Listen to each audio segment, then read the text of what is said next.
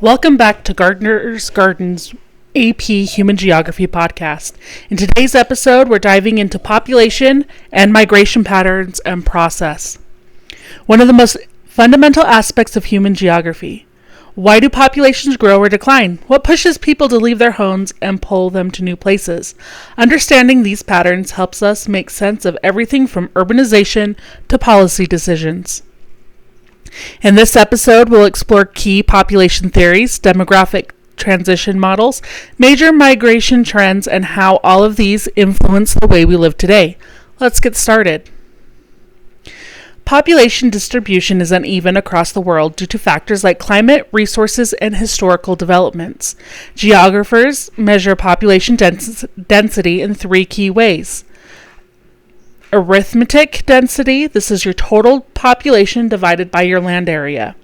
Physiological density, this is population divided by arable or farmable land. And finally, agricultural density, this is farmers divided by arable land, helps measure development levels. A key model that explains population changes over time is the demographic transition model, or DTM.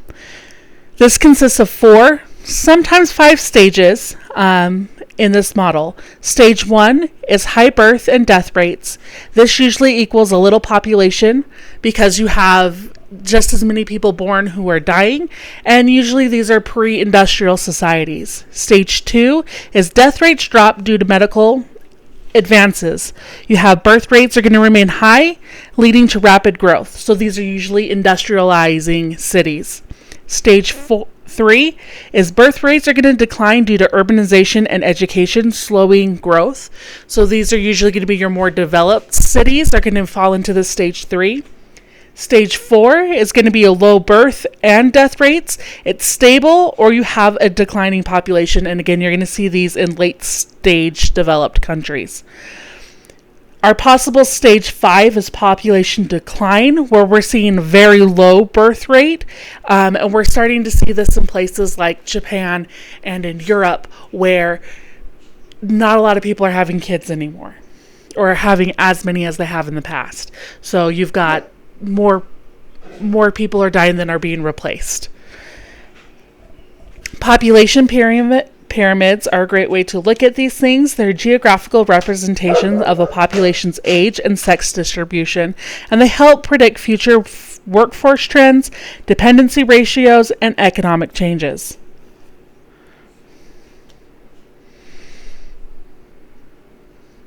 So now we're going to move on to part 2, migration, or why do people move? We have different types of migration. These include voluntary migration. These are people who move by choice for better opportunities like job relocation or better living conditions. Next, we have forced migration. So these are people who move due to conflict, natural disasters, or persecution, like refugees, individuals involved in the slave trade, or human trafficking.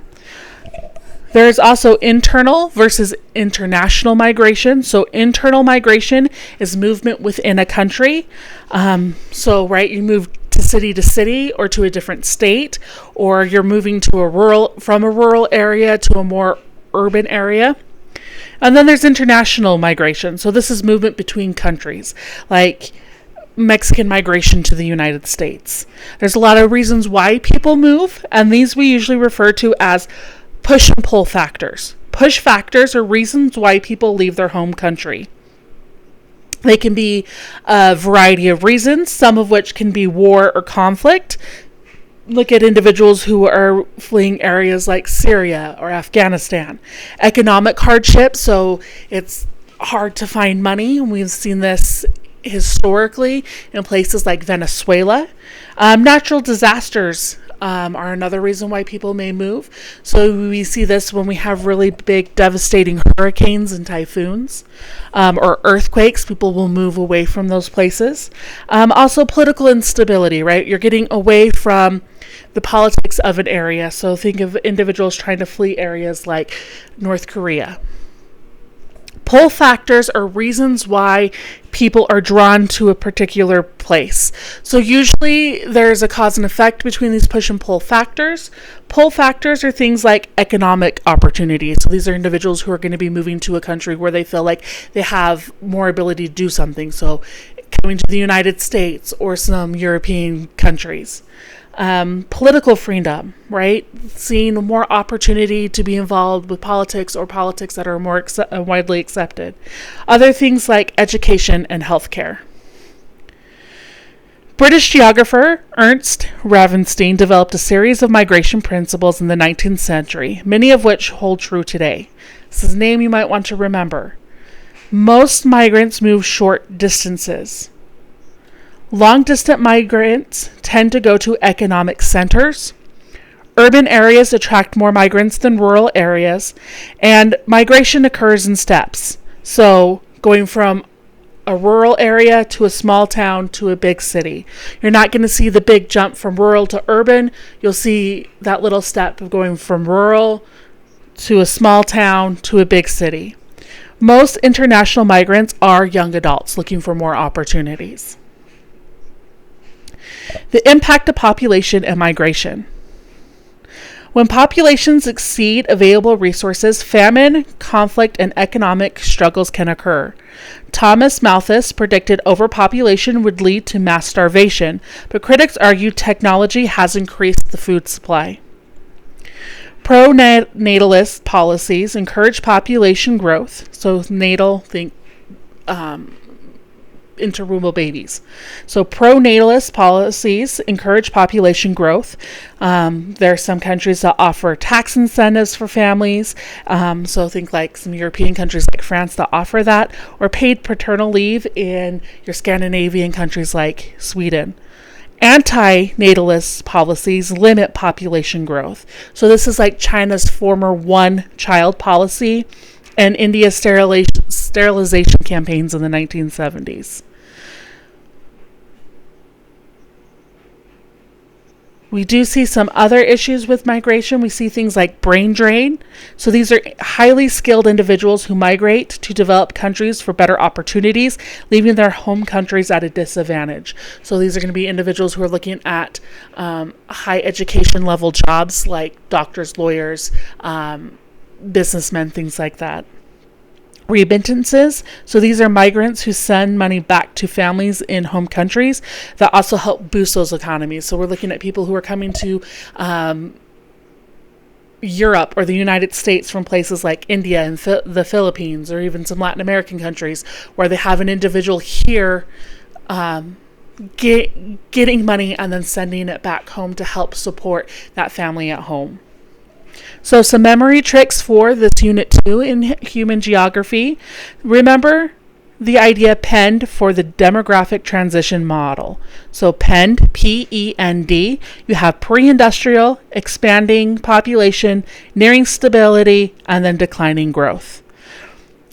Migration factors are always going to be push-pull. So think of those ideas of like a tug-of-war. So your push things are, you can use push to help remember push.